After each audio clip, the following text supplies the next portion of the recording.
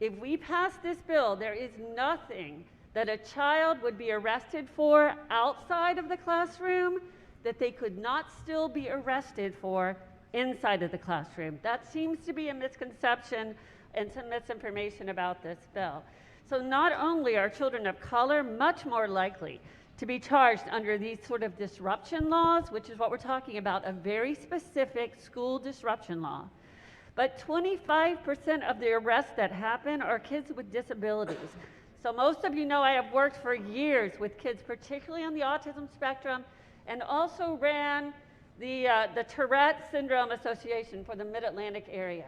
These are the kids that are being charged. It's my friend who had a tic that forced him to throw pencils across the room. It was not a volitional act. He did not want to do it, but under this law, he could have been arrested. He was not, because the schools understood that that wasn't the right way to deal with it, because we had trained them, but he could have been arrested. And instead of being in a PhD program at the University of Maryland right now, he would have gone into that prison pipeline. So the kids who have disabilities, who call out in class, those who have ADHD and can't sit still and get out of their chairs, those are the kids that we're talking about. So I'm going to vote green on this bill, and I'm going to do it proudly for the right reasons, and I urge you to do the same. I need to actually address our gentleman's comment from Anne Arundel, colleague's comment from Anne Arundel County when he mentioned that what would happen if a 13 or 14-year-old were arrested for prostitution. I hope most of the folks in this body do understand that there is no such thing as teenage prostitution, and that that is actually sex trafficking and would be a crime, and that person would be a victim. And I just want to make sure we clarify that, but I appreciate for that point of personal privilege. But for the floor leader, I think we all agree here, everyone is saying that the juvenile justice system is not working well for our kids or for public safety. And I'm hearing that from both sides of the aisle. I am assuming that you all didn't just choose these reforms out of thin air, and that there's actually some evidence for the things that you're trying to do that show us that not only are they better for the children, but also better for public safety in the long run. So my question to you is, could you illustrate a little bit further on how these sorts of changes, what sort of evidence there are for these sorts of changes actually leading to better public safety and not only better outcomes for the child? And I'm concerned about that as well. Thank you so much. So we passed the Juvenile Justice Reform Council in 2019. They started to meet then.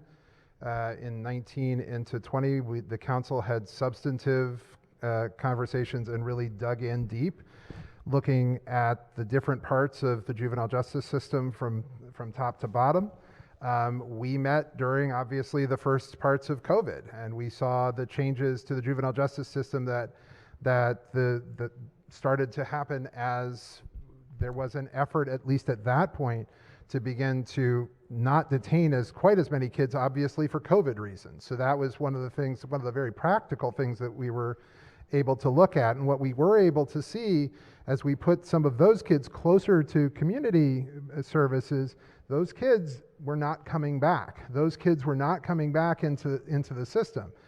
There were studies that were done, and there were quite a few, and I certainly can, I don't have the studies with me at this point, but there was work done with Annie E. Casey and other organizations they provided us with information about work that's been done across the country, and that informed us as we went through this entire process.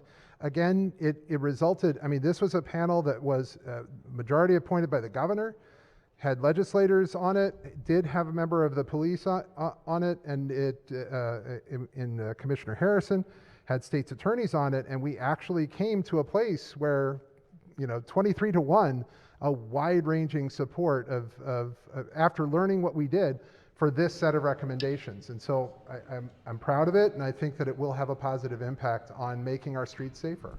Young lady from Baltimore County. Yeah, thank you so much, Madam Speaker. Thank you for that answer. I'm also aware of quite a bit of long-term longitudinal research nationally that indicates that if we actually address some of the major root concerns of these kids early, they are much, much less likely to reoffend. So I really thank you for that answer.